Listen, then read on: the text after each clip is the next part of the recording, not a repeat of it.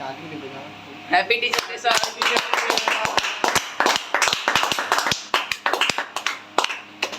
तो सबसे पहले स्टूडेंट के लिए, उसके बाद ना सर, सबसे पहले टीचर। यस सर, सबसे पहले टीचर राख है सर।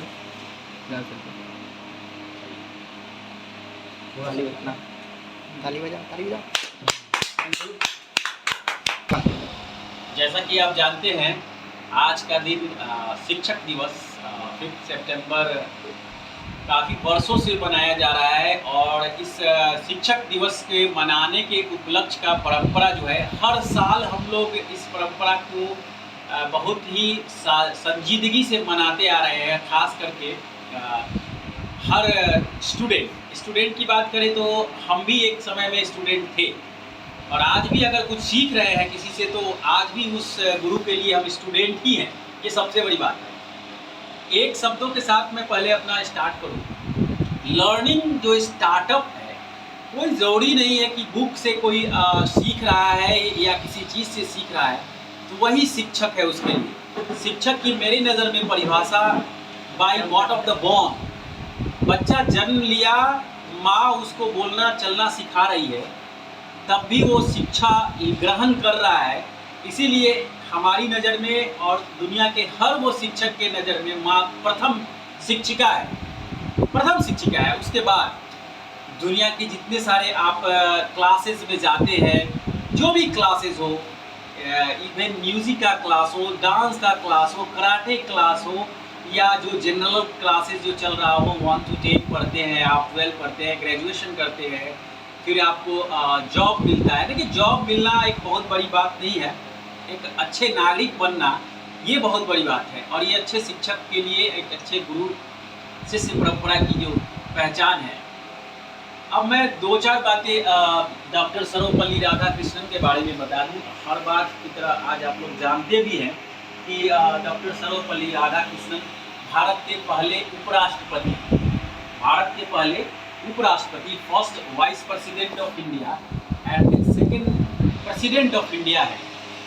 इतने महान व्यक्ति जो इतने सारे knowledge as a educationist, philosopher, दार्शनिक से लेकर के हर चीज़ जो उनके बारे में कहा जाए वो कम है।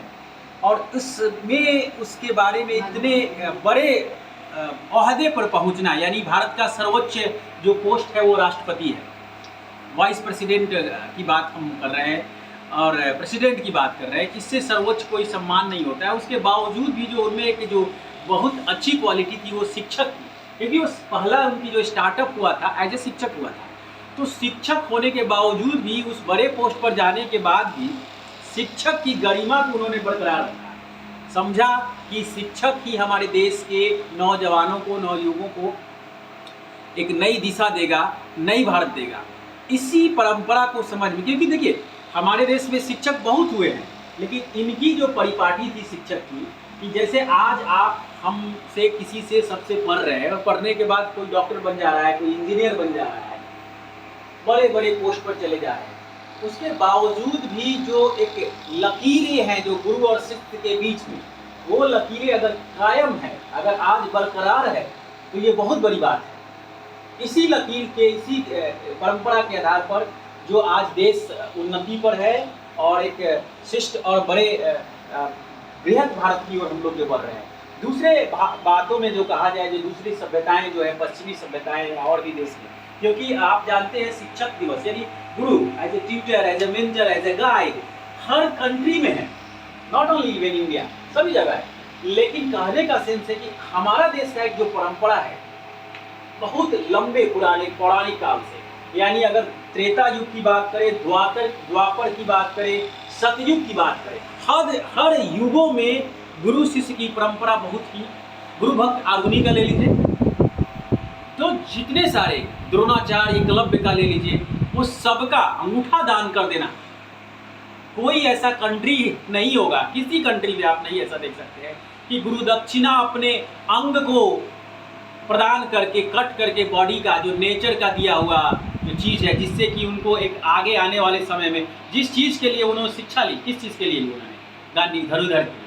और जब अंगूठा ही नहीं रहेगा तो वो विश्व का दुनिया का सबसे बड़ा धनुर्धर कैसे रहेंगे? 1 इंच रत्ती मात्र पर भी इंसान नहीं सोचता है कि हम किसको दे रहे हैं। भाई को नहीं दे सकता अंगूठा, बहन को नहीं दे सकता अंगूठा, लेकिन गुरु के लिए, क्योंकि क्या उनको गुरु दक्षिणा की बात आ रही है। तो एक चीज ये, दूसरी चीज मैं बता रहा हूँ आपको कि जिस तेजी से हमारे समाज का परिवेश बढ़ा है, उस परिवेश में और थोड़ा उस परिवेश में हमारे जो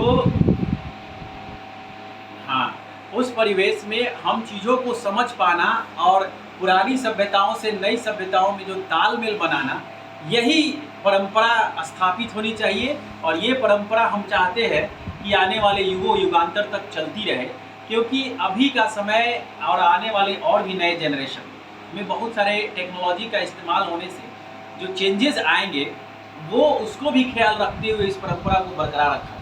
क्योंकि देखिए, अगर कहीं ना कहीं अगर गुरु की परंपरा बनी है तो शिष्य से बनी है, और कोई इसका मूल्य नहीं है गुरु का। अगर जब तक शिष्य उस उच्चतम कोटि पर, शिखर पर नहीं पहुंचता है, तो गुरु की कोई इम्पोर्टेंस नहीं है मेरी नज़र में। जितना सारे दुनिया की देख लीजिए आप, तो आप कितने सारे, अगर द्रोणाचार्य की बात करें तो द्रोणाचार्य तब प्रख्यात हुए जब अर्जुन बेस्ट हुआ, विश्व का बेस्ट धुरंधर तीरंदाज। अगर आप सचिन तेंदुलकर की बात करें तो रमाकांत अचरेकर को कब लोग जाना?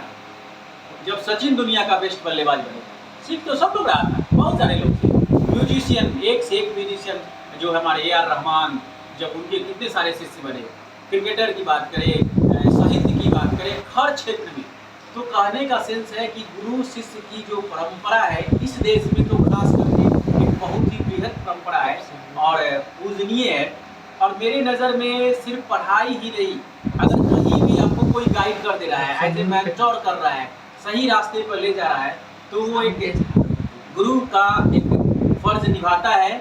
इसी शब्दों के साथ मैं चाहूँगा कि आप लोगों का जो भविष्य हो, जो भी चाहे अपने लक्ष्य की प्राप्ति के लिए जो भी आपने प्लान किया हो, जो बनना चाहे वो आपको जरूर मिले। लेकिन सबसे पहले आप एक सफल नागरिक बने, ये हमारी इच्छा है, हार्दिक इच्छा है।